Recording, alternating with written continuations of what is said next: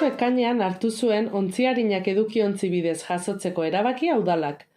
Aldaketa herrigunean, iraetan eta arroabean eman zen, eta ontziarinei soilik eragin die. Errefuxiata organikoa, ohiko egun eta ordutegian ateratzen jarraitu dute herritarrek. Ontziarinak biltzeko edukiontzi berriak jarri zituzten, eta horrekin batera, kartoia eta beira biltzeko edukiontziak ere aldatu zituzten. Udalak jakinarazi du aldaketa egin zenetik birziklapen tasa mantendu egin dela, eta herritarrak oro har gustura agertu dira aldaketarekin. Ondo iruditzen zait, nik uste ondo dagoela, faltan botatzen dut organikoa.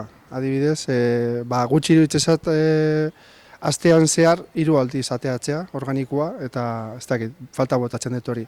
Gero beste aldetikan, bai gustatuko izake jakitea, emaitza ezin dian, jendia ondo egitea aldun, oez, bestela ez dakit.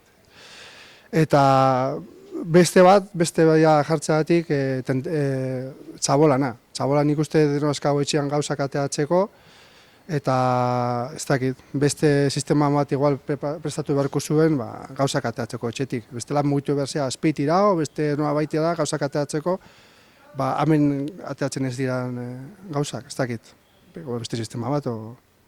Niretzat askotzaz hobeto, komoduo eta askotzaz hobeto gaudeuan.